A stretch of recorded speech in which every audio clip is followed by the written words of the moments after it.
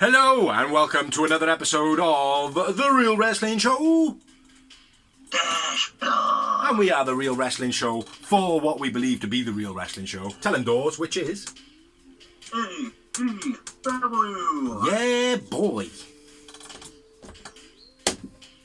So ladies and gentlemen, boys and girls, Always get you with the children swing. under 15, we proudly bring to you the greatest wrestling blog tag team champions in the world. With our 6 views. The bold bastard Big Z. We've also got... The phenomenal Dorsey, and together we make up the Real Wrestling Show. Dash Bloggy O. And what we do on here is we have our opinion, our say on what we think of Dynamite, what we think of Rampage, being AEW obviously, because of all the signs everywhere, like one there, one there, one there, one there. Yeah, just our opinion. So, yeah, like, share, comment, whatever you want to do. Abuse us. I don't mind, like. But, yeah, we're going to kick it off with Dynamite, which I will say one thing before Dorsey starts it off.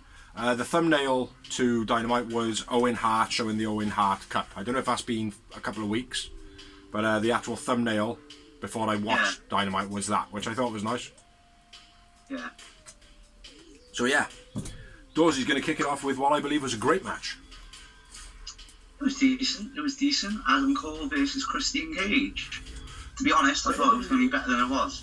Yeah, I thought it was going to be better than what it was, but still, it was pretty good. Cole spits at Cage, showing disrespect. Cage launched into the steps. Leapfrog splash over the post to the outside by Christian was beast. And Cole just sidestepped that. What's that, bro? Cole just sidestepped it. It was like he genuinely pushed him, like he sidestepped him and he brought him down. But commentary were like, "Oh, I don't like what happened." But it clearly looked as though he moved out the way. Yeah. Pendulum kick on the and swinging DDT gets to Cage. Backstabber by Cole in the corner, which looked pretty weak. I thought it looked good. Oh, no, that was a different match, I think. Sorry, my bad. Yeah. Reverse DDT by Christian. The boom gets 2 count for Cole. Commentary keep making out how it's because he didn't drop the knee pad, bro. If he had dropped the knee pad, it would all been over. I know, it's fucking shit. I'm like, super kick while Christian comes off the top, gets a 2 for Cole. Going for the European uppercut. Top by Cole gets 2. What's that, bro? Go ready, carry on. By Cage, sorry, that was. Gets 2 count. Spear gets 2 for Christian. Eye poke, then the boom. Cole wins. I went with Christian man of the match. I went with Adam Cole man of the match. Cage was bleeding towards the end of the match as well. Yeah, word for word, pretty much, mate. Yeah, what I did say when you said that, what was that? Is when he caught Christian with a super kick, he was going for the European uppercut. And I put that in my notes because there's so many people that jump off the corners and take like a super kick or a spear or whatever, and it's like, well, you just jumped off a corner and you didn't even go for a move. So I appreciated this, the fact that Christian actually was in a European uppercut, like slightly turning, and you could see he was doing a movement when he was taken out, which is cool. Look, do you know what I mean? 2 moments for me. 3 moments for me. After the match, Red Dragon attacked. Jax make the save. Hangman comes down. Cole cuts a promo. Hangman says, next week, Rampage is in Texas. Me and you in a Texas death match. In another Texas death fight. You notice Tony's listening to me again, bro, isn't it? Like the last vlog, I was like, Rampage is getting a bit boring. You know, we're not getting our main stars. They need to put Bryan Daniel and Mox on there more. The next week, Bryan Danielson and Mox are on it. I know. Week after that, we got a Texas death match with a heavyweight title match. I'm not too keen on it, to be honest. Like, there seems to be a Texas death match every other month, or every 3 weeks. It seems to be a death match, or it feels like it. They're in Texas. Yeah, I don't think it has been, no. Tells Cole to get his affairs in order. I wasn't sure if that was a sly dig. Like, get your affair in order, whether that's like something dodgy's going on. Yeah. You know? I don't think so. I don't know. Maybe storyline wise or something. I don't know. Like, do you know what I mean? Yeah. But maybe I'm looking a little bit into it. You know. But yeah, I thought it was a great match. Good opener. Wasn't like, again, it wasn't like spectacular like the main event of Rampage, for instance. You know what I mean? Yeah. But yeah, it was a good opener, I felt. Yeah, good opener, good matchup names. Christian not getting enough ring time for my liking though, considering. Well, he's doing that thing though, isn't he? He's a veteran, so he's just a bit of a mouthpiece and wrestling when he needs to. You know, it's not necessarily that he needs to be wrestling all the time. Not for me, anyway. I like Christian. He's an awesome wrestler. Say again. I feel like him being associated with Jurassic Express is watering him down too much. Maybe. Well, you're just pissed that he didn't turn heel and stop Jurassic Express from winning the belt, aren't you? It's happening, bro. Eventually, come on. I've said it. Tony's going to do it. Yeah. I don't know. Next up, we had a promo. ROH, Jay Lethal, Sonya attacking Gresham, and Samoa Joe comes out. That was just basically a recap of ROH the other night. Not much of a promo, really. But then next up, we had the man himself, Samoa Joe versus Max Caster. Max Caster's rap was pretty cool. Loads of disses to Samoa Joe about being in NXT and how when they were beating him in the ratings that Joe was the champion at the time. Thought that was very cool. Which I don't think is true, to be honest. I think he was. He was champ at one point, and then he vacated. He was champion at one point, but I'm sure he was on the main roster by the time AEW even started. I'm not sure. I think he had to vacate the belt. He vacated the belt? I don't know. But anyway, it was Joe versus Max Caster. Nice diss in the rap. Yeah, it wasn't much to this match. It was a great debut by Joe. Joe dancing, mocking Max Caster, which is out of character for Joe, but pretty funny. Standing elbow by Joe was nice. Joe hitting the dive was nice. Bowens causes a distraction on the outside, but it doesn't really have any effect, to be honest. Muscle buster finish. Nice to see it happen again. And yeah, Joe wins. Joe man of the match. I had 2 moments. Just the win moment for me, and yeah, Joe man of the match. Did you have any other notes?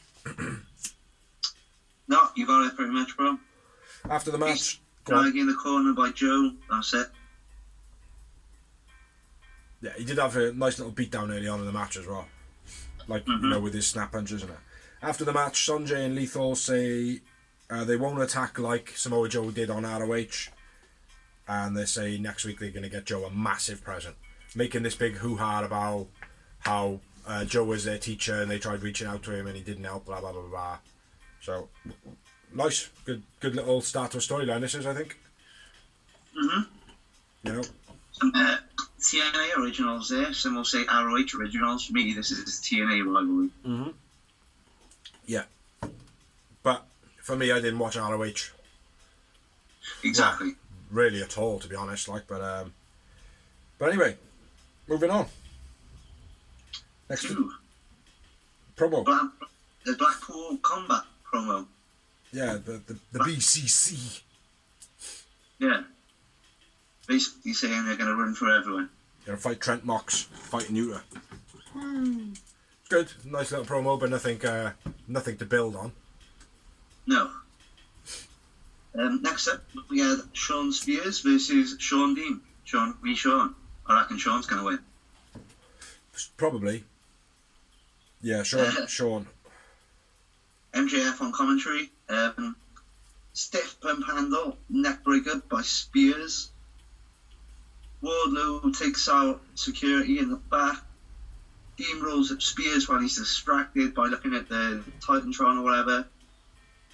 Dean wins. I went with Spears man of the match. I went with Sean Dean man of the match. Dean gets chucked out of the ring early on as well as smacks his back on the apron, man. Looked brutal. Yeah. Spears looked pissed off though, didn't he? Like, he portrayed it well, like. We know it's all like, you know, oh, it's all pretend, blah, blah, blah, blah. Yeah, but still. So is EastEnders, Die Hard, Back to the Future, Titanic. Well, except for the actual time is sunk, like, do you know what I mean? But, you know, they're all reenactments, like, do you know what I mean? You know? If Kate Winslet was sat on that gate, on that door at the end, she just went, Jack, Jack, Jack, wake up, you bastard. It wouldn't be as, it wouldn't be as heartfelt and emotional, would it, like, you know? Hence the reason of this shit. Like, Spears, good character. I think he's, like, Sean Spears is a put-over guy. Do you know what I mean? Like, he is. Like, eventually he should be TNT champion. Maybe that's the most, and a tag team champion. Yeah, But for me, it's a shame because he is great in the ring, but he hasn't got that world champion factor. No. He's just got the just below it factor. but he's got that incredible ability to make world champions all the time. Yeah. You know? It's like, I think Sean Spears, Christopher Daniels, and Kazarian should make a group. Because they've all got a very similar thing. It's like Kaz, awesome wrestler. Do you know what I mean? Like, just hasn't quite got that world championship thing to him. Christopher Daniels, awesome wrestler, but again, like, he's got more so than the other two of being a world champ. Like, do you know what I mean? Like, and he's got that a little bit more presence, but he still hasn't. No, I know. Daniels won the ROH world title, so. I know, but still, he's still got that kind of not gonna be our AEW champ. You know? Yeah. So it might be cool to get all three of them together and be like, well, do you know what? We're going to work our clique. We're going to be what we are, and one of us is going to be the fucking world champ. You know? Maybe that might be cool, like, I mean. Let's move it along then anyway, bro. Let's move it along then, anyway there, bro. Best friends promo. Yeah. That's all I've written. Yeah, Yuta turning heel. Yeah. Yeah, it was alright. But it was very similar to the one that was last week. Yeah. Do you want to run through the next 14 promos? Go for it, bro. No, do you? Oh, go on then. Next up, we had the Sammy G with Toy card promo. What was it? Car crash promo? Yeah. Yeah, it was terrible. Backstage, I know it's their thing, like, I mean, it was like funny, like the first episode, but now it's just like, guys, we know you're a purple. We know you're fucking like rabbits. That's fine and all that. Don't need to know about it. Well, Sammy's blog used to be entertaining. Yeah. It used to be very entertaining, but it's now the Sammy and Tay Conti blog, and it's getting to the point where I'd probably stop watching it soon. I like Tay Conti, like, do you know what I mean? You know what I feel about Tay Conti. Brilliant wrestler, wicked to look at. She's got all the, like, everything to be what she should become, but she is just literally just worn me down, man. You know, with her being on everything that Sammy touches, she's got to be there. Do you know what I mean? Like, it's just fucking, it's needy as fuck. You know? But anyway, she's not my missus, so that's all good. And next up, we had a backstage brawl with Kingston, Santana, and Ortiz on Jazz. Jazz make their escape in a car driven by Hager. Kingston and Co. come to the ring next week, challenge Jazz to a 6-man tag. And for those of you who are wondering why Jazz is in this match, it's Jazz. Jas. The Jackass Appreciation Society. Just in case. Then we had a Hook and Danhausen promo. Eddie throws a TV at the door. That's pretty cool. Oh, yeah. Yeah. They did mention it early on in the programme as well with I think the Blackpool Club were doing their promo. The TV was fucked in the back thing. They were like, oh, the TV is broken backstage, but we will inform you about that later. It has something to do with Eddie Kingston. Haha, really? Eddie's done that, did he? Ah. I thought that was quite cool how they actually mentioned it. Well, I'm glad that I put it into your notes there, mate, so you could remember those fine details from our blog. Yeah. Boop, boop. Hookhausen promo. Hookhausen tries to curse Hook again, but he just wanders off. What the hell was that? Then we had an interview with Tony Schiavone and Jade and Mark Sterling. With the tramp section. Yeah, pretty much. The whole corner. Oh, welcome the whole train. Yeah. And it was like 6 of them sat in a row, wasn't it? Like.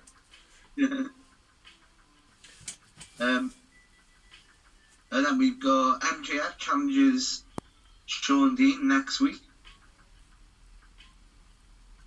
Says he's going to injure him. Yeah, he's the one with an official win over him, isn't he? MJF. Yeah. official. Sean Dean has win over MJF because of Punk. Oh yeah. He's what? No, he called out Wardlow, didn't he? Did he? I thought he called out. I'm sure he called out Sean Dean. Why did he call out Wardlow? Because I've written down says he's going to injure Wardlow next week at the end of his promo. I've written Sean Dean. We'll go with both of them. Fuck it. Sean Dean next week in action versus MJF whilst Wardlow falls over and injures himself. But next match we had a tabla match, a tables, which was Butcher and The Blade versus the Hardy Boys in a great match, I felt. Yeah. That was good. Butcher and Blade pulled the legs off the table early on in the match, which I thought, oh, that's cool. The metal's missing off the table. They're going to do something really unique. Not so much. My first note on the match then, though, Blade runs through the table inside the ring. Butch punches a chair into Matt's face. Double DDT by the Hardys, old school. Jeff pulled off the top to stop the diving Blade. What? Jeff pulled off the top to stop the dive by Blade, my bad. Jeff then goes through a table, which that eliminates him from the match. Yeah. Eliminated from the match? Butch runs through a table. Matt with the chairs to both guys. Quite brutal shot, especially to Butch. A lot more to Butch. Leg drop through a table. Leg drop by Matt. Yeah, okay, my notes are shocking. Matt off the apron through a table, which didn't get eliminated. Matt then gets chucked into the guardrail. Blade's bleeding. Butch's back is bleeding. Double suplex off the guardrail to Matt, which looked fucking dangerous as hell. Yeah. That was really, like, it got a moment in a match for me, but like the old school when the ladder topples, when they're going for the dive, and it's like, it takes all that spinning momentum out, like, and just lands you on your head, like. So yeah, lucky. Jeff fucked up jumping off Butch when he goes for the poetry motion. Yeah. And as he does, he just like completely fucks up, like. Twist of Fate on the outside, and then the same to Jeff, by Jeff, and then the same by Matt. Another Twist of Fate by Matt inside the ring. A table and a ladder set up. Swanton off the top for the finish of the match by Jeff, who was eliminated earlier. Hardy Boys win. I went with Matt Hardy man of the match. Agreed, Matt Hardy man of the match. He was good in this, man. He did stand out, like. He instigated most of the spots. Say again. Jeff taken out pretty early, didn't he? He was in it. Like he was eliminated really early. So, and he did lay low for most of the match. It was only until Blade got, or Butch, whichever one got eliminated, and they carried on, and he came back. Yeah. That is true. It's good though. Very good. Good. 6 moments I had. Oh, I only had the 4. Oh, only 4. Very nice, very even. After the match, Idlo comes out with everybody of the AHOFE, the Afofos. Sting comes down with a bat, and Idlo uses Bunny as a block, as a human shield. So, yeah, pretty dodgy, pretty sly by Idlo. But yeah, great match, I felt. But you never know, it could have been that Matt said to Jeff, he was like, look, just do what you can, man. If you're feeling like you're injured or whatever, just get eliminated. And then just chill out, like. And then 5 minutes in the match, he was like, alright, bro, taking your advice. It's like, it's too early, Jeff, it's too early in the match, bro. But, next up, we had a promo, Jungle Boy, Luchasaurus and Cage. Not Brian, Christian. Calls out Red Dragon. Cage throws a bottle and walks off, and then Jungle Boy does a pretty good promo. I thought he actually held his own for once in his promo. Yeah, he didn't sound complete. Like, sometimes he's got that little quiver in his voice halfway through the promo. Yeah. Or you can see he's a little young lad, like, do you know what I mean? Yeah. This time he looked like a man. He owned it. He sounded like a man. He absolutely owned him, it. So, yeah, well done to Jungle Boy for stepping the fuck up. Then we had a promo from Thunder Rosa, Nyla Rose. Just the hype and build for them two now coming up soon, which is going to be a good match, I think. Then we had another promo, which was Hater and Tony. That's all I've written. Got any more on that?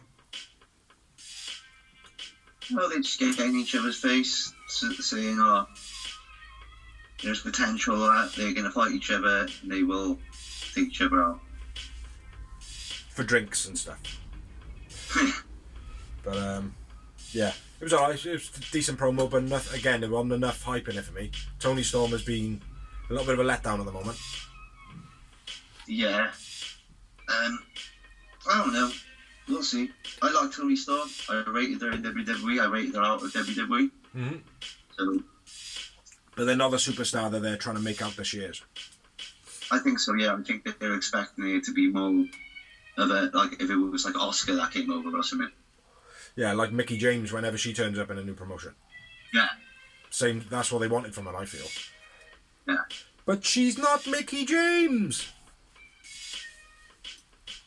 If you want that, Tony, hire Mickie James! She's Mickie James if you bought her from Wish. Yeah. Yeah, Wishy James. Next up. Do you want to do this one? Because I'm probably going to do the main event next time. Yeah, let's say why not. This match was Julia of the Varsity Blondes with the Varsity Blondes versus Shida. Absolutely dreadful match. Julia attacks before the bell, then chokes Shida with her coat. Win that tournament match, I believe. I was just about to let you say that, and you did. Julia attacks before the bell, then chokes Shida with a coat. Julia sends Varsity Blondes backstage. Get out of here! That was pretty shit, but nice for the character. Do you know what I mean? But pretty shit. Yeah. Julia turnbuckle stall off the rope for her elbow. Terrible stall off the rope for her elbow, where she's up there and she's like, it's like, like when you see a pigeon looking looking to see if it can go to the ground. If there's like a cat there, it's gonna eat his face off. She was kind of like that, like. Should I do it? I just thought, nah, bit poor for me. Running knee, standing, stalling suplex by Shida. Suplex from the apron to something side by Shida. Suplex. Oh, she does a deadlift suplex, doesn't she, from the second rope? Yeah. Into the ring. Bulldog by Julia. Fucked up Tomashi. Almost. Don't know what that says. Falcon Arrow finish of the match. Yeah, my notes on this weren't great because I didn't feel like the match was great. I felt like the chemistry between them was a bit shit. Shida should have won a lot quicker. Julia Hart, for me, is up and down massively. She seems to get better and then takes like 4 or 5 steps backwards. And I feel like that happens every time a bit of character change is given to her. I feel like Julia Hart can only work good with certain people. I don't know. Like it's like some wrestlers, right, can not have chemistry but be able to drag out a good match. I feel like she hasn't got the ability to get in somewhere she hasn't got chemistry with and get a good match. It could well be that, mate. For me though, I have pinpointed it to, like she had a bit of a wobble when the House of Black, like when he like spat in her face. When that first happened, I know like just before that happened, and like the storyline was like slightly building and whatever, with all the other people and all that, because that just happened randomly, like. But it was almost like you could see that she knew something was going to happen, and like all of a sudden, all of her wrestling ability and thought process and everything go out of her mind, and all she concentrates on is, right, I got to get spat in the face. I got to get spat in the face. Do you know what I mean? I like, think that it could be a good storyline. This I would like it if basically, like, she carries on playing the heel character and Varsity Blondes being like, no, and then she starts helping them win by cheating without them knowing, and turn them heel. Yeah. Well, and then be that bitch boss, like their boss type thing. Could work. A bit like Sunny was back in the day. Even though Private Party are the ones that need a bitch boss. What was I going to say? I think it would be well for the Varsity Blondes. They're not going anywhere otherwise, are they? No, absolutely not. Neither one of them on their own either is going to. Unfortunately, right, the Varsity Blondes at the moment, although I don't really want to say it because they do go up and down, they are the lesser one of a tag team in a tag team. Yeah. Do you know what I mean? Like, it's like the weaker one of a tag team. It's like two of them have got together and they're the weaker two of the tag team. Yeah, it's like, I don't know, Marty Jannetty got with Devon Deadly. Yeah. You know, Devon's great, he's not. Absolutely. Absolutely, you know? And that's what they feel like at the moment, you know? So, I will say one other note. Julia Hart had black dripping down out of her eye patch. There was like all black makeup down her face. After the match, Deeb with a chair, Sheeta with a kendo stick, Serena Deeb leaves. And man, she don't look very well. Like, she probably is. She's probably fit and healthy, but her bone structure, man, is just so fucking slight. People have always said she looks like anorexic, and it's not me, because you can see that she's strong. You can see that she's strong a lot. She's just got a tiny bloody bone structure, like. Yeah. You know. She's still hot as fuck, though, mate. I don't yeah, she is. She got wicked ass on her. Yeah, just the one moment in this match for me. 0 moments for me. Yeah, poor match, man. After this, we had a promo backstage. Swerve attacked by Ricky and Hobbs. Heath Lee pushes Hobbs to a wall. Yeah, a bit of a brawl happened. It's okay, not too bad. Yeah, it's alright. It's just with those, that's what it seems to be. The moment brawl. Well, nobody else is doing it. Eddie Kingston 2.0, and Jericho and Proud and Powerful were doing it the other week. It was them lot backstage brawling, like, so it's good to see that not everybody's doing it. Say it again. Say it again. It was the end of Rampage, though. It was only the end of Rampage where Swerve and Keith Lee and I were brawling. It wasn't. It was on Dynamite, bro. Just yeah, this is Dynamite. It was only the end of Rampage last week. Yeah, I know that, but it's like, I see what you're saying. Sorry, I misunderstood. But, like, what I'm saying is, like, Jericho and Proud and Powerful the other week, before, like, everything turned and all that, there was a couple of weeks of that, like, do you know what I mean? There was a couple of weeks of backstage segments where they were attacking each other. I like that, right, provided it's not, like, Sammy G and Darby are having a brawl, and, like, Eddie Kingston and Jericho are having a brawl, backstage promos, and then someone else is doing the same thing. It's like, why have you got 3 guys doing the same thing on a show? Do you know what I mean? Like, set it up for one rivalry, like, and then get everyone doing other things, like, you know? Yeah. But, yeah, anyway, over to you, bro. The main event of Dynamite's evening. Which was a double titles match for the ROH and AAA tag team titles. Rematch between the Young Bucks and FTR. Absolutely. Incredible match. Very slow to start. Yeah. But it worked well, I thought. It worked well up until the point when it wasn't slow as fuck to start. Yeah. Because as soon as it picked up, I was well into the match. But in the beginning, I was like, oh, this is going to be such a snorefest. Mate, at first, I was like, the first minute, I was like, oh. And then I realised, hang on a minute, this is what they do. And then they go, bang. They'll snap and it'll just go boom, boom, boom, boom, boom. Which is what I did. Well, why not just start off with that and just take the first 10 minutes out of the match? Yeah. Dax sticks, but in parts of Nick. I don't know what that says. Well, my first note says, headband, then at Matt, Dax.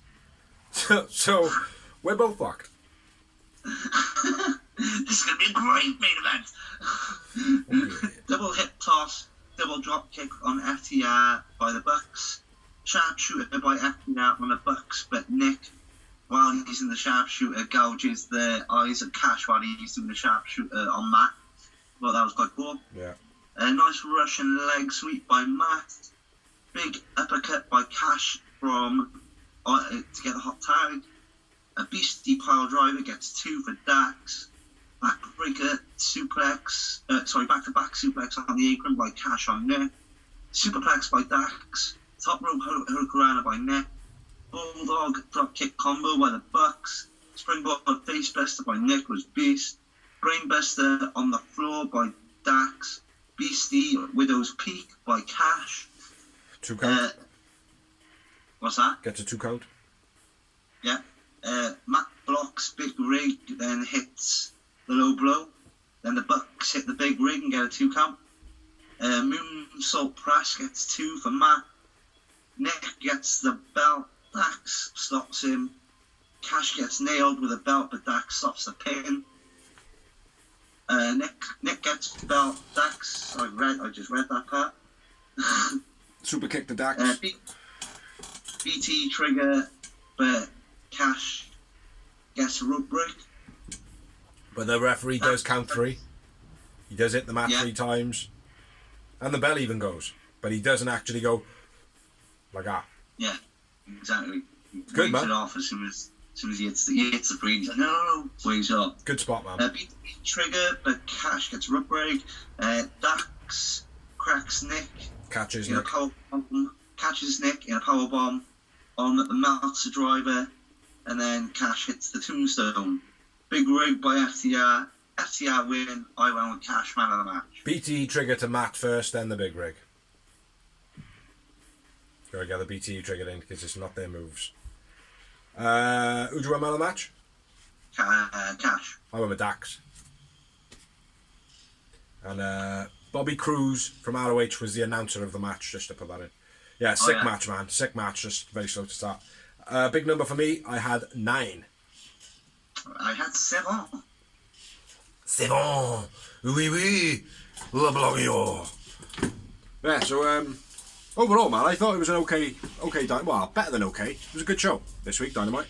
Real good show. It had big names on it, all spread out nicely. Spread out like a spread eagle. Caca! What? You had a few lower names like Sean Spears and Sean Dean, but you also had the Bucks and FTR. You had Christian Cage and Adam Cole. Yeah. So you had the big names as well. So. Yeah, Cole being one of the smaller names. Yeah. Okay. You know it, Dawes. You know it. Anyway. I'm not. He's not on high on the list for me, but he is a good wrestler. He's top. I'm glad they signed him. It's just right now, I feel like he's being treated more of a star than he actually is. Do you? Right, we're going to go for a break now. See you in 3. The 3 minutes are up, and we are back with the second half of the blog, and we are going to be looking at the man in the screen for Rampage. Rampage. Grr. Yeah, it's good. Good main event. Very, very good main event. Very. And a good opening match as well. And a good second match. And an okay match for a third one. And then an incredible match to finish off. So yeah, good show. I'll kick it off. I'll kick off this. I'll kick it off. No, just perfect notice. Very first match. Tony, listen to me. What did I say last week? On Rampage, I want to see more of BD and Marks. First match, BD. BD being Bryan Danielson, by the way. And not as in the Karate Kid. Danielson! Trent sends Bryan Daniel out the ring in a Hurricanrana. That was my first note. Trent dive stopped by Bryan Daniel kick. That was quite nice. Bryan Daniel dive and then a suplex by Trent on the outside, which is a little bit stally, but still looked okay. Trent gets chucked into the steps. That was quite stiff. Snaps suplex by Bryan Daniel. Superplex by Trent. Deadlift German by Trent was nice. Leg trap German by Bryan Danielson, which they call a shoulder trap German, but I don't believe so because the leg is definitely there.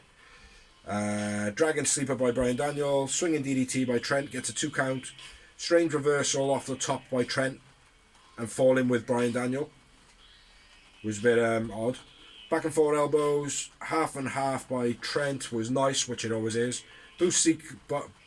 Psycho knee by Bryan Daniel. Gotch pile driver by Bryan Daniel. Face stomps by Bryan Daniel. Reverse gambit finish, which is a submission lock. Winner of the match, Bryan Danielson, and I went with Bryan Danielson for man of the match. Man of the match. And 3 3 moments. And I had 4. 4 moments. One thing you didn't mention, which I really like, is at one point Brian Daniel just runs at Trent and just leaps on him and gets him in a front chantry in a submission hold. Yeah. He just literally runs and just jumps on him and just gets him in it. Yeah. And Trent had a nice counter with Northern Lights just launched a move on top. I thought that was a nice little sequence. Do you want to start this again and you do the notes? No, that was the only thing. Fuck you. Nah, it's all good, it's all good. Yeah, 3 moments. Brian Danielson, man of the match. Good match, very slow starting, which, as we've discovered, matches that start off very, very slow end up being fire. But, yeah. Next up, we had a promo with Lexi Nair, and it's interviewing Hook, asking him to talk, blah, blah, blah, blah, and then Danhausen comes out of a bin. Hey! What the hell was that? Pretty good. Didn't work again. Like in Danhausen, but if it just keeps happening every single segment with Hook, it's going to get a bit boring quickly. He needs to just be a part of everybody's business, man. Then we had Sammy G and Sky, Ego, and Dan. I don't know if you got any more on that. And if you can hear in the background, it has just started raining, and I'm in my Golden Palace, aka the Tin Shed. No, again, it was very Dan Lambert hit the points on the head. Sammy G and Ty Conti's rebuttals were very teenage. I'm shagging a hottie. Ha ha ha. It's very boring. The only thing I can remember from that promo really is Dan saying, "Oh, now that Brandy and Cody are gone, there's nobody to use my hooker jokes on, or stripper jokes." Yeah. And it's like I'm not going to do the same for Sammy and whatever. Like, and it's like, if that's the most memorable thing about it, it's not that good, is it? Like, I mean, no, they basically said if you think your cat was upset you, then wait until we see what we do next week. We're going to keep doing it until we get a match. Just give them the match already. Yeah, give them the match already, and then just before it happens, take out Van Zant and Tay. It'll be alright. Be alright. What do we have next? Oh, I don't know if you've written it down. Probably. I have got Jericho nominated QT for Sports Entertainer of the Week. I think that's very, very cool, man. Mm-hmm. As soon as it popped up, I was like, oh, what's this? And it's like, I remember Cody doing Undesirable to Undeniable. They were good as well. And I felt like this was the same sort of setup. But very streamlined. What is it with Taz? Tactics with Taz, or? Yeah. Taz Technique. Yeah. Yeah. That's what it did well. Yeah. That's a cool one as well, like, do you know what I mean? Because it's very informative. Like, it gives you, like, although it's like Jericho's opinion of who he thinks is a sports entertainer of the week, like, you make your own thoughts on it. You think, like I did, for instance, I thought, well, yeah, fair play, QT should be sports entertainer of the week every week, like, because he's genuinely fucking entertaining, like. Very Santino Marella. Yeah. Oh, he's much better than Santino. Miles better. But, yeah, it's good. Nice little segment. So, let's move on. Let's Next move up, on. we had a match, believe it or not, with Swerve versus QT. Swerve. Swerve. So, oh no, I was slow. Slow. Yeah, my missus said that. I was like, nope, she's a racist. I mean, nope, she believes the black guy that owns the company is a racist. Yeah. Yeah. One of them. One or the other. Yeah, there's a lot of racists flying around in there, like, you know what I mean? But old news.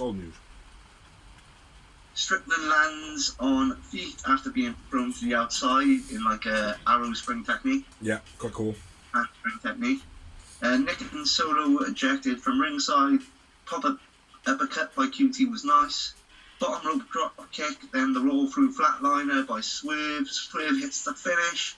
Swerve wins. Swerve man of the match. Swerve man of the match, I will say. The step-in drop kick to the knee. On the bottom rope. Yeah, where he literally, like, he was in the corner, and then he climbed out of the ring, slowly, not, like, a bit shit, and then stepped right back in, like. It's like, if you're going to do that, at least get out, do a bit of a taunt, then do it. Do you know what I mean? Like, at least you're, like AJ Styles, you'll get out, like, he could be standing in the corner, get out of the ring, kind of give it all, right down, we're going to fucking do it. Grip hold of the ropes, like, and then do his AJ's elbow, like, do you know what I mean? Like. Yeah. But Swerve was just like, nah, I'm just going to get out of the ring and get back in again. You know what I mean? Yeah, I fucking threw a Swerve ball there. It's like when a heel goes up to the top rope and then just jumps off, but they're heels, and meant to, you're a babyface, dude. Yeah, that makes sense, like, do you know what I mean? Like, you know, it's even like climbing to the top and then going, oh, it's a bit high, climbing down one, oh, still a bit too high, climbing down again, like, and then jumping off. It's a spot, like, it works, but just getting out for the sake of getting back in again. Like, although that move is pretty good, the getting out of the ring annoyed me. Yeah, it beats the point. It's like when they do a real nice arm drag, but they do a million springs and stop, and then do the arm drag. Yeah. It's like you didn't need the million springs, you made it look cool, yeah, but when you stopped, you defeated the whole momentum. Well, we said months ago about people diving off the top and doing arm drags, and loads of people were doing them, and most of the people were landing on their feet and then doing the arm drag. The only person that is still doing the move, who did it consistently properly from the beginning, was Jungle Boy. Yeah. He's the only one that when he jumps off the top, he crumples. Yeah. Only one. But yeah. Yeah. He does, like, but he doesn't land on his feet. Very rarely he lands on his feet and then drops his feet from underneath him. He normally just, his feet hit the floor and he rolls straight away smoothly, you know? Yeah. But anyway, back to you, Blood. Yeah, so... Swerve man of the match. Drop kick and a roll through Fat Rider. Swerve, I don't know, Swerve man of the match. Yes. I had 0 moments. 0 moments, Swerve man of the match for me as well. And then we had an after the match.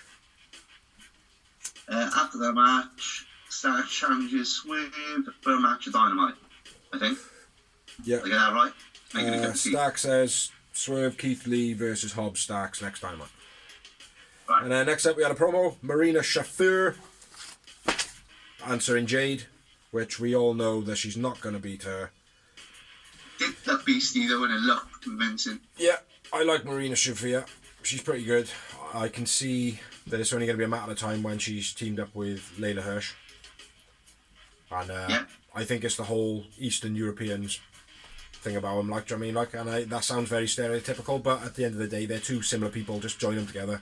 Fuck what people say. I don't think it's even the Eastern European. For me, it's the MMA style. Yeah, there's, but okay, yeah, there is that about it. There's lots of reasons why they were teaming together. Like, they're very similar looking, very similar styles, very, you know, similar places. The first thing I picked up on was that. What's that? Little and Big is always good in a tag team as well. Yeah. She's obviously quite dirt and she's quite big for a woman. Yeah. They're sick, man. They'd be sick together.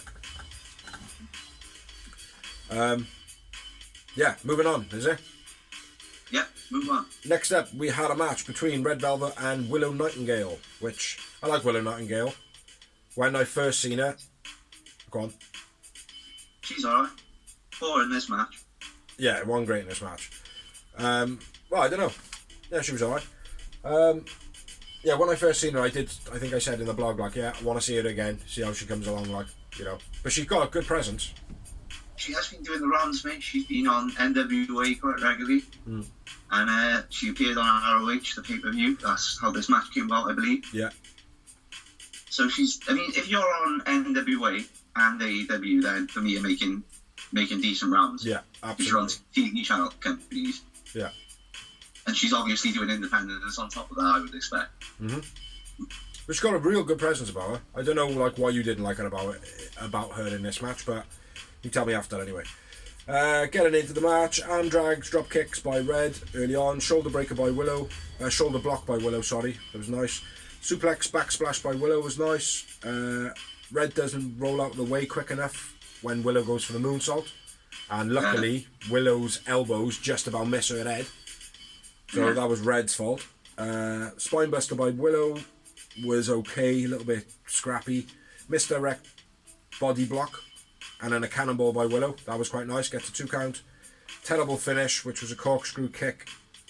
But that was actually Willow's fault because This is the part that completely fucking ruined it for me. Like. Yeah, she got herself in the wrong position to actually fold her head underneath her to roll forward into that position. So she was there very, very, like she was there in the time to take the move. But yeah, you could just see like she was like, oh my god, I had too much to drink last night, sort of thing. Like, do you know what I mean? So yeah, terrible finish. Yeah, Willow's fault. I'd still went with Willow man of the match though. I agree. I went with Willow man of the match. She was really impressive up until that point. I love the pounce, the misdirection pounce. It's that's one of those moves that either looks really good or it looks really shit. Yeah. And she made it look real good. I mean, it makes it easier to have Albert Sakuni little bit as well, like. But yeah. I like the cannonball in the corner straight after it. The spinebuster was decent. I thought her spinebuster was quite like she landed nice and flat, but it was almost, I don't know, something didn't ring right. There was a pause in it almost. Yeah, like almost they when had to stop and go, "Can I spinebuster you?" Yeah, thanks. No, it was on the landing for me. The actual landing of the move. Something, you know, like when two body parts hit a mat. Yeah. And you get that da-dum. Like I heard something like that in the move, like, and you could visually see it, but at the same time it was like, oh, well, it's acceptable. It looks good, like, you know. But there was something with it. But anyway, minor. How many moments do you have? I had 0. I had 1. Just the 1. But anyway, let's move on, shall we? I do like Red Velvet at the moment. She seems to be becoming very veteran now. I wouldn't say veteran. I would say that she's now found her feet. She's not green anymore. She's found her feet. She has qualified from the green order. Like, I don't need to see her on Dark and Elevation anymore. Like, she can be. Yeah. Like, she doesn't need to be up there anymore to build. Like, I mean. Yeah, she should be more main event. More main event on that. She should be more main event. Yeah. I think we could develop a bit of delay, man. But anyway, what we got next, man? Promo. Latina. Interviews Tony Nese, who is interrupted by Mark Sterling. Let's talk business. I agree with everything you say. I like it. I like Tony Nese. I want him to get a push. Yeah. I think there could be some little new group forming here because the Pinnacle's falling apart. Sterling was obviously with MJF. I think Tony Nese would go quite well with MJF. Yeah. And Sean Spears. Yeah. Tony Nese and Sean Spears as a tag team could be tag team champions, I feel. Yeah. I quite like to see Tony Nese with Sanjay Dutt and Jay Lethal, yeah. There's no connection though, is there? He's not an ROH guy. No, doesn't need to be though. But he is he is that type of athlete though. This is going, that's what I can see happening. Yeah. You're probably right, mate. Do you know what I mean? Like, affiliated with MJF. Sean Spears isn't going anywhere from. I can't see Sean Spears leaving MJF. Yeah. There's no reason for that to happen. So. Well, it is at the moment because obviously everybody keeps losing around MJF. But yeah, hopefully some good stuff coming for Tony Nese because he is awesome. Yeah. And we had a picture with Mark in the picture with Mox and YUTA. Good one, this one, I felt. Take it away then, bruv. All over to you now. Love the way Mox just stood there with his hood up, back to the screen. Let YUTA say his part. YUTA's part was good, what he said. I thoroughly enjoyed it. I believed in him. And then when Mox started talking, he went... Yeah. Because Mox killed it. Yeah. As he does, mate. Mox is a promo machine, like... I'm gonna break you, boy. Yeah, mate, if Mox says he's going to fucking kill you, I don't care if you're a wrestler, you're a fan or whatever, you would believe it. If you were out in the street and he cut a promo on you, you would shit yourself. Mate, to be honest though, mate, Brian Danielson as well. Do you know what I mean? Like, he would do this. Like, for me, if he was like, I'm going to come and kick your fucking head in, I'd believe every word, mate, because he just comes across fucking ultra aggressive. Do you know what I mean? Yeah. Like, he proper does. Like, exactly the same problem. And she was like, fucking hell, since he's come to AEW, he's been a fucking horrible cunt. Yeah. I was like, I know it's awesome. He's been aggressive as fuck, mate. Which, yeah, it suits him, like, do you know what I mean?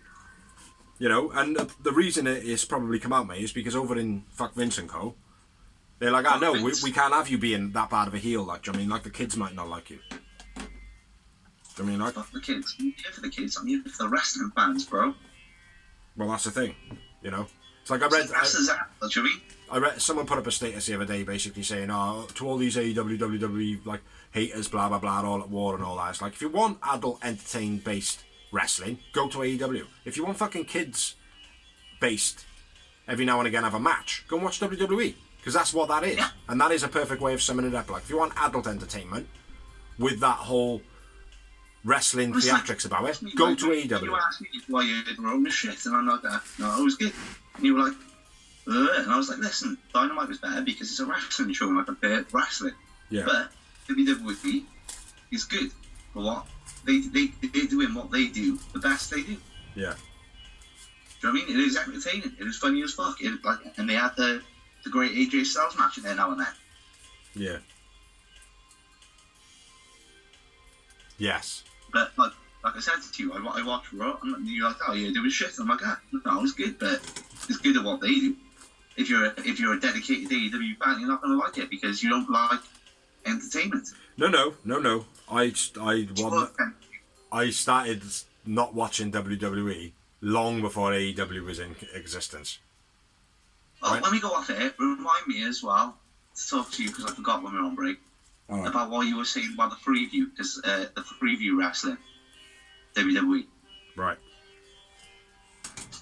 Anyway, so I'm going to move on. But anyway, I thought it was really great until Mark's finished speaking, left to go to the ring, and YUTA was just stood there like that.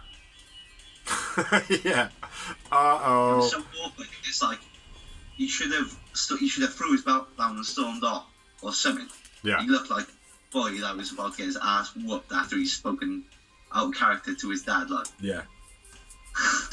Like, I'm afraid. Fuck you, Dad. Cut the best promo of his life, and then Dad turned around and he went, "Oh shit! I just cut a promo on my dad, man."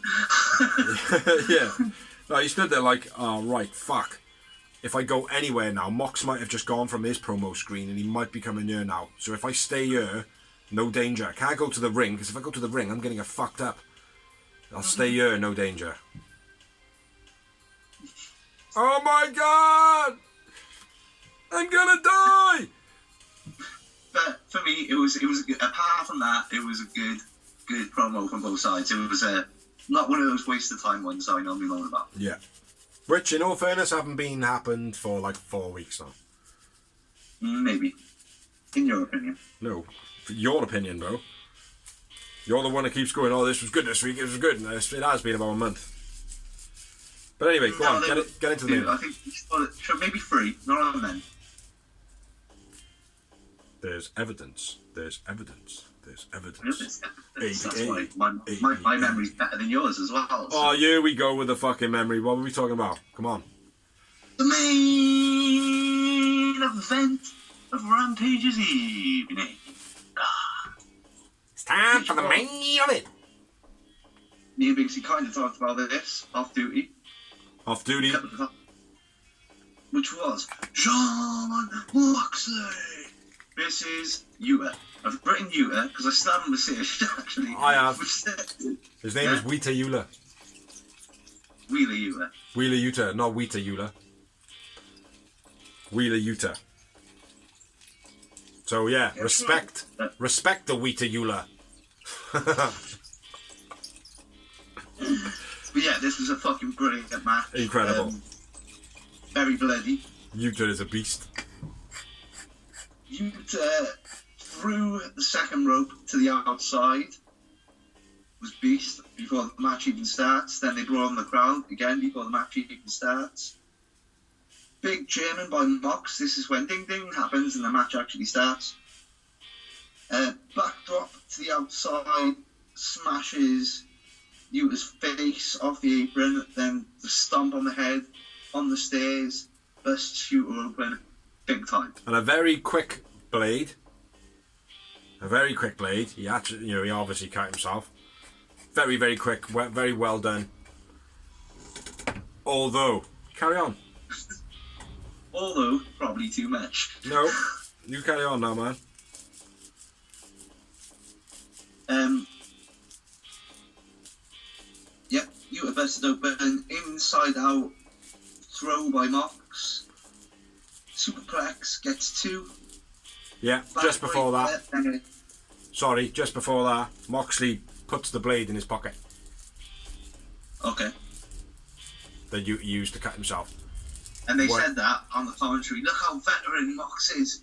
He's been in so many matches where he bleeds. He wiped the blood off on the inside of his pocket. Yeah. It's like, no, he's not. Yuta just give him the blade. He used it a little bit more to cut his forehead open, and then he put it in his pocket. You said that, right? I didn't actually see him put it in his pocket, but I kind of like guessed. I was like, nah. He's put his hand in his pocket for a reason. You're covered up there. Yeah. And he did, mate, because he was so blatant on the camera. So, Again. But yeah, back to you, man. Throw out suplex by Mox. Throw away suplex by Mox. Inside out suplex by Mox. Superplex gets 2. Backbreaker, then Texas Cloverleaf by Mox. Yuta gets a rope break. Yuta off the top, crossbody to outside on Mox through a table. That was beast. Although, how did Mox get on the table? Was he just having a lay down? Nobody knows. I know, it was like he kind of just walked out and went, oh, I need a break, bro. Yeah. I'm gonna chill over here, bro. See you in a minute. You gotta go and get rid of this blade, alright, bro? Yeah. That's probably what it was. It's not gonna be good walking around with a blade in your pocket. The suplex goes, starts kneeing him in the head later on. He starts kneeing him with a fucking blade, bro.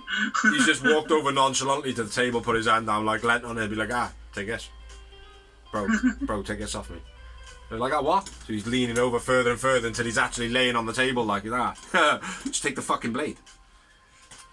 Beastie, look beast anyway, if you didn't notice that Mox didn't need to just be there. Just having a chill pill. Multiple Germans by Yuta. Modified Olympic Slam, then the Brian Daniels stomps by Yuta, which is a nice touch. Yeah. Flip the page, and then I can read the rest. Frog splash by Yuta gets a 2 count. Yeah. Then a crossface, straight into the crossface by Yuta, which was nice. Mox gets out of it, it's King Kong Lariat, gets 2, which was a beastly King Kong Lariat. It was. Sold it well. Close range as well. Yeah. Yuta kicks out of the Paradigm DDT. That's what we should call it from now on. When it's a DDT, call it the Paradigm DDT. And then when it's the actual move, call it the shift. The Paradigm shift. Yeah. Trust no one except us. Mox puts on the Bulldog choke, which at this point I thought it was going to be it, I'm not going to lie. Yeah. Somehow Yuta counters it, knees to the head by Mox. Bulldog choke by Yuta, but doesn't quite get underneath the chin, which commentary pointed out. Mox hits the old school Regal knee, which got a pop from me. Yeah. Then the pile drive, then I've written the Paradigm Brainbuster. That was a good one, mind. Yeah, it wasn't a DDT though, it was a Brainbuster. Yeah, it looked good though. That's how a Paradigm shift should look though. So I mean the double underhook, coming down sheer drop on top of your head like. Yeah. Then the rear naked choke by Mox. Mox wins. I went with Yuta man of the match. I went with Bleedy Boy as well. Yuta man of the match.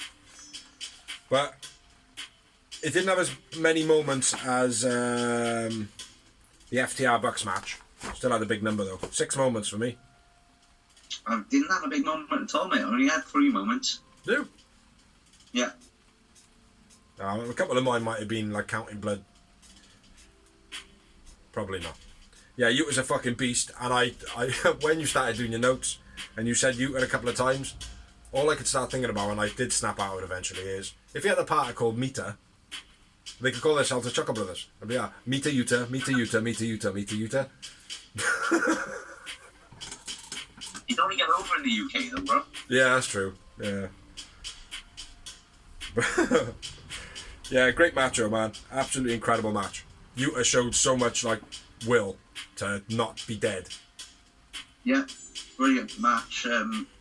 Yeah, we've always rated Yuta. We've given him a couple of knocks now and then, but Yeah, early on, he didn't look as though he fitted. but yeah, after the match, Regal and BDVD, Brian Danielson come down. And shake on. Regal offers the handshake and Yuta takes it, deservedly. Takes it like a man. What do we think? Is he going to be becoming part of the club, or Well, apparently he is. well, just because they shook hands, or has there been social media stuff? No, just because of the handshake. But yeah, I would accept it. Like Me too. Always good to have. I mean, I'm not meant to be stereotypical here, but Japanese is associated with stronger style, and the Blackpool Combat Club is strong style. He's not Japanese. Huh? He's not Japanese. No, I know he's not. What? Who isn't Japanese? Yuta. Oh, what is he? American. What is he? Yeah, you knob. Well, he's not. He's not like Caucasian American, though, is he? I think so. You know what I mean? I think so. He's not white. He's not white. Oh, I think he is. But anyway, let's move on. No, I would like if William Regal come out next week to do a promo, Yuta Wheeler was to come out with the group. No other mention, no social media shit, none of the yeah, I'm now part of the BCC or be announced, just literally come out with them. Like it would happen old school. Some form of Orange Cassidy match. We haven't got Orange Cassidy versus Brian Daniel there, are we? Say again. Are we having that's going to lead to like best friends versus Black Combat Club, former rivalry. The main guy in best friends is Orange Cassidy. Yeah. You fighting? Is he fighting Brian Danielson? Well, I don't see why not. Exactly. Because the thing is, it's like they're trying to push Trent a little bit now as well by having his name Trent Beretta. That was what he was known as before, like, do you know what I mean? So it does give that little extra push. But it's like, yeah, I think a rivalry of it between them two groups would be good. But I still think Trent should stick to his guns, where he keeps telling you, no, I don't like you and all that. So when they go, oh look, we gotta fight these guys, like, do you know what I mean? Because they've taken Yuta. Trent should be like, yeah. So they can have him. Like, I don't even fucking like him. I want the tag titles. I don't care about that. Yeah. You know. So I don't know. Lots of ways to go again. Just like AEW create, they make something little, and then our minds as fans go fucking mental. It's a different thing because like they could break off Trent and Chuck then as being the best friends on their own. Yeah. And Orange can be in that rivalry because it could be taken into William Regal be like that. You are everything I despise about wrestling. Yeah. Wrestling isn't a joke. Yeah. It's not entertainment, it's fighting, it's wrestling. Yeah. It's combat film. And then Orange maybe go out to prove himself to be able to join the BCC, and when they go, yeah, fair play, you know, you can join, he'd be like, nah, you're alright. Yeah. I'm gonna go back to put my hands. I'm gonna put my hands back in my pockets. Yeah. And then back to the way he was, like, do you know what I mean? Yeah. And then the fans would pop wicked as well, like, do you know what I mean? So yeah, Tony, if you're listening, get it done, son. But anyway, we're gonna move on now to the what? I thought Rampage was awesome. Rampage was awesome. It was awesome. Dynamite was good. Rampage was awesome. Great week for AEW. Now move on to rumours of wrestling. I repeat, rumours of wrestling. Over to you, Dawes. So it's looking like Impact are the front runners to sign the Briscoes. Oh, okay. That's probably because the network doesn't want them on A&W. On TBS, basically a TBS network person doesn't want them on their network. Because of to do with anyone wrestling, it's political. It's because of a couple of old tweets that they put out. Which were homophobic, which they apologised for on Twitter and publicly on TV, I believe. I don't know if they've been, like, I don't know if they've been forgiven. You know, the fact that they have apologised and all, I don't know the history if, like, over the time now, like, you know, the community is kind of being like, yeah, alright, like, you know, they were just fucking naive dickheads, like. You know, now Yeah. they are actually showing that they're normal, decent, blah blah blah, blah whatever. Like, you know, I don't know if that's happened. But I think that would be quite they important. booked for the next, I think, believe month of Impact. They've already filming the next month of Impact TV tapings, so that normally means it's a bit of a done deal there. Say again. And I thought, you said that normally for me is already a bit of a done deal. If they're on the first month of the tapings, they're probably they're not going to WWE. Are they? But do they need to? Weren't they? Where were they before? I thought they were in New Japan. Or was it ROH? ROH. I don't see why they don't just stay in ROH. They performed for NWA because they've done everything in ROH, bro. They're like the Dundee Boys. Well, they can't have done everything in ROH because it's under new management. I mean, new wrestlers, new faces. No, I know, but they're already like 12-time tag team champions or something like that. I mean, it's like one of them's a world champion as well, or a pure champion. Yeah. Whatever it is. So it's like I understand it. Why would I mean? I suppose a move from the brand itself, but I disagree with you. Oh, well, they've beaten everybody, like, and it's like, well, I disagree. It's like I know there's alternative faces in Impact that you don't see shifting around elsewhere. I get that, you know. Yeah. But still, they've performed for the NWA a few times as well. Yeah. Yeah. They're going to want to go where the money is now, though, isn't it? It's like I can't ever see them get to WWE. They'll never be. They've turned down WWE multiple times.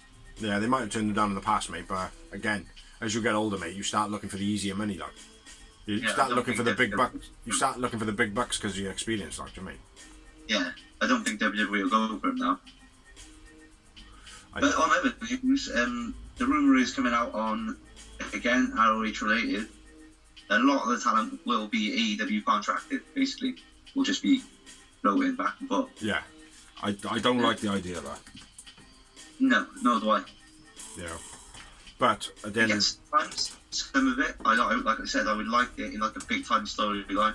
Like for example, if Jay Lethal was in ROH and Samoa Joe was in AEW and crossed over. Just for a couple of months, build up a pay-per-view match and then it's done. That'd be fine with me. Yeah. But for it to consistently happen, it makes it kind of just Raw and SmackDown, doesn't it? Yeah, I suppose. Because the same owner, that can do what he wants. That's why I'd like it to have his own roster. That's what I mean. Like, still have. Otherwise, it just becomes Raw and SmackDown where fuck Vince just goes, oh, this Raw wrestler's just going to turn up on SmackDown this week, and I'm not going to say why. Yeah. And also, they might say why, but we all know, oh, well, it's just because Tony owns the company and he can do it. It's not going to be such a shock like when Mickey James turned up on WWE with the Impact belt. Yeah. Or anything else, like that. Well, he runs a risk, mind, of obviously a lot of wrestlers are like romanticised from well, you don't have to work like 360 days a year, blah blah blah, or whatever. Like, I mean, like. Whereas if he's going to start bringing in ROH and you've got Dark and Elevation, Rampage, Dynamite, that's a lot of wrestling, like, do you know what I mean?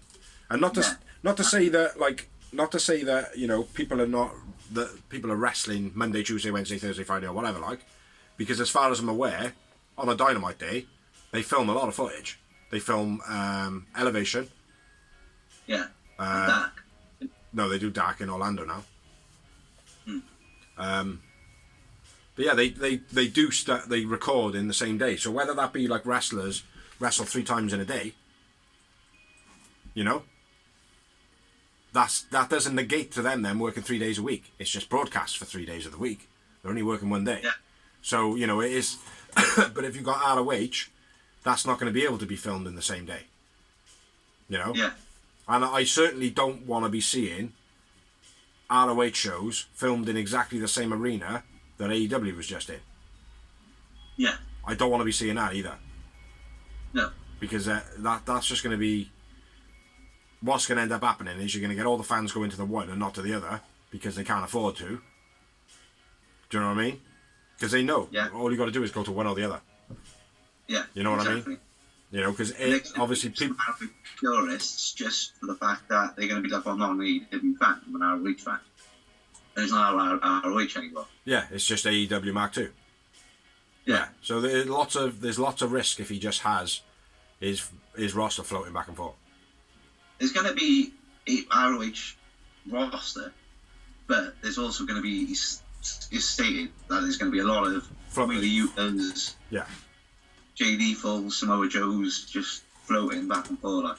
They should get like the best talents from AEW and Dark. And like, I mean the better talent, like Sean Dean, for instance. He's always on Dark and Elevation.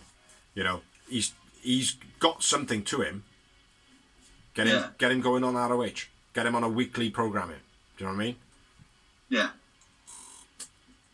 I use Sean Dean as an example, man, because he is. I gotta be fair. He's one of those wrestlers for me that every time I watch him, he's great in the ring. He's great at promos. It's like you're missing some wicked stuff on the blogs, bro. It's like at the moment Sean Dean does this.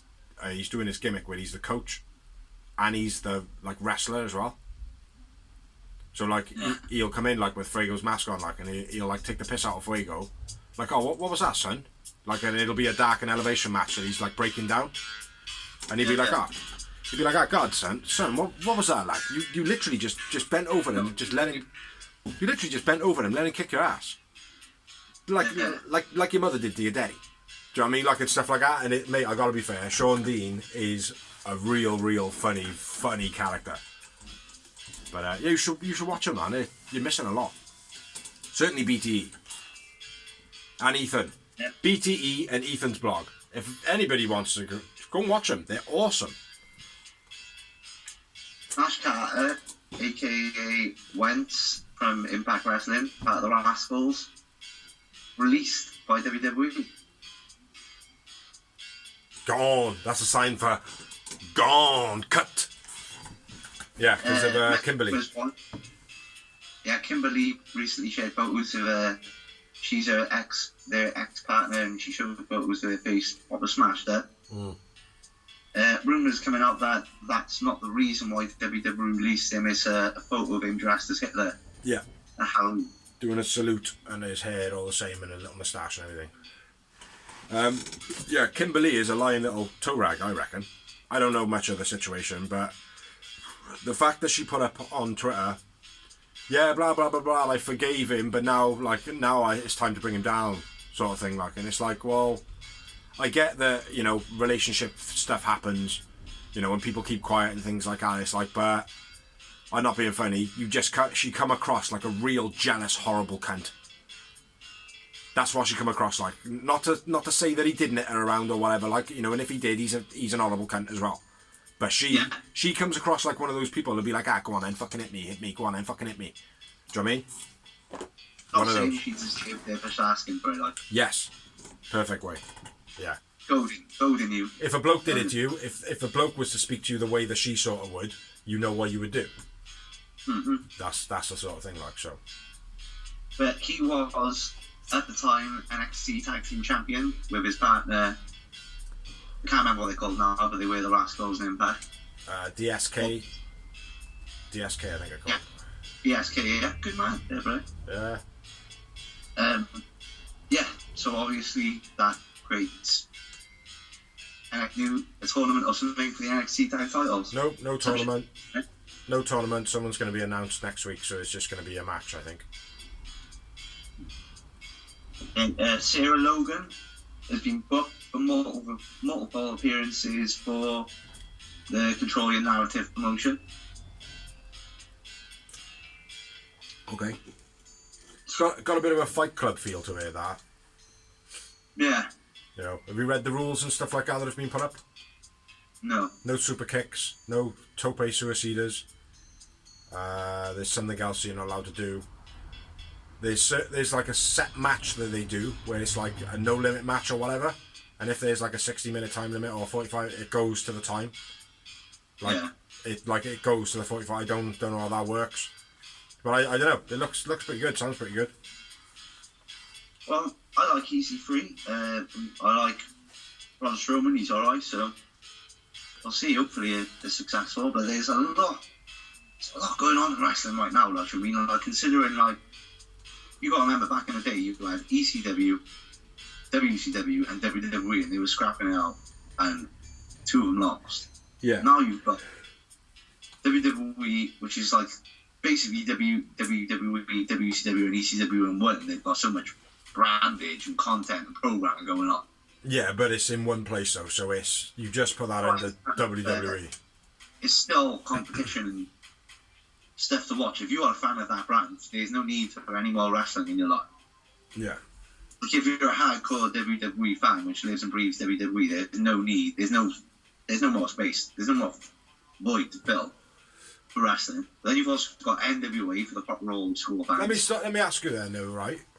If that's the case, right, and WWE is such a big empire and blah blah blah blah, why are people still seeking out something different from WWE all the time? Because two reasons, bro.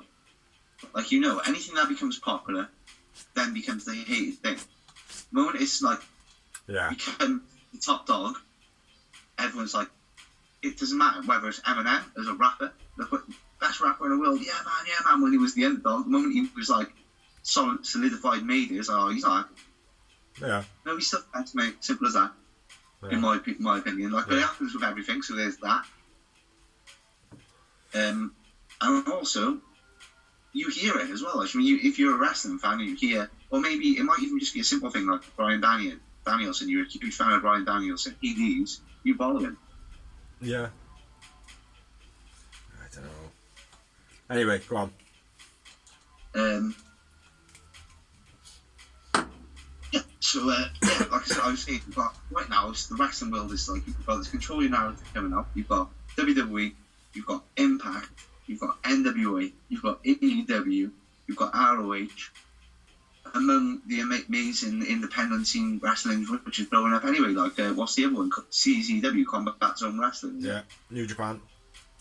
New Japan. So much out there at the moment. Can narrative survive in this? Well, the way that it's looking and the way that they're kind of trying to make the product. Now, NWA for me is you say that it's modern wrestling with an old school spin to the product. Yeah. What creating narrative seems to be is that kind of mentality of a modern take on wrestling, like promotion, whereas NWA has gone old school 80s. It seems to be creating Control Your Narrative seems to be a modern style of that promotion, but the wrestling seems to be the old school type. Yeah. It's like I think they're trying to genuinely take it back to how wrestling was before the kayfabe. Yeah. Like now, it could work, but thing is, like we know, like we could like scrap metal. We could scrap wrestle, and probably do it for a good hour and a half maybe, like having a wrestling match. Do you know what I mean? At the end of the day, it is an entertainment. At the end of the day, you're not trying to hurt your opponent.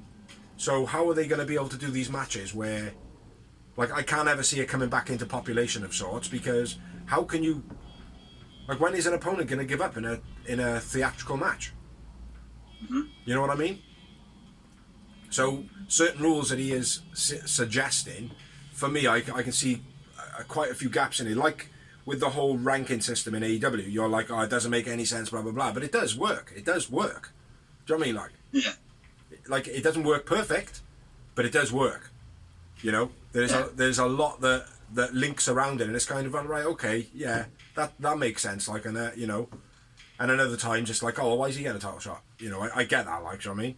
But the rankings do kind of work. But I see these suggested rules for Control Your Narrative similar to how you viewed that. Like, Fair enough. Next up, I got Sami Zayn signs new contract, and he has more creative control on his contract. Apparently. That's fine having creative control. Did he ask for more TV time at the same time? You know? Undertaker reportedly getting a podcast on Peacock. That'll be cool. Yeah. Tony Storm appears on an interview she is either absolutely exhausted, or in my opinion, Like absolutely wasted.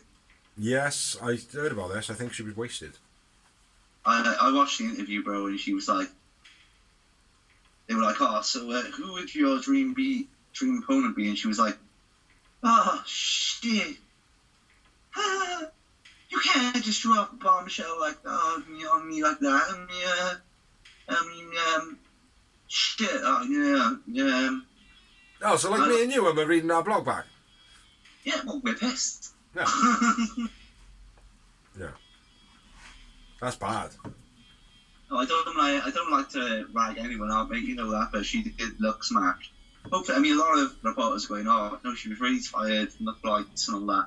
I don't know. Hopefully that's true. Yeah. But, no, she was smashed. Yeah, from what I've read and stuff, I'd say so. Yeah. My last, but hopefully it was just a one-off.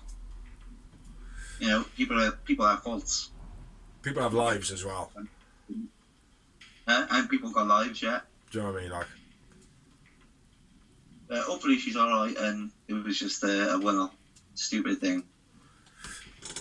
And the next one is MJF. Again, does another interview without telling AEW or the PR team or Tony Khan. Rags him out a little bit, bigs up Cody. Lots of rumours going around there. Obviously, he's like, that, fuck this place. I can go with WWE now. Cody will vouch for me. He's also thinks that because Cody has been given the same gimmick, whereas normally they change the name, the tune, everything. If Cody can get it in as MJF. no. It won't happen. Heavily considering going. Not going to happen. That's in as MJF, bro. They ain't going to let him say the shit he says on AEW. Exactly. He's going to be a watered down version. Exactly. Proper watered down.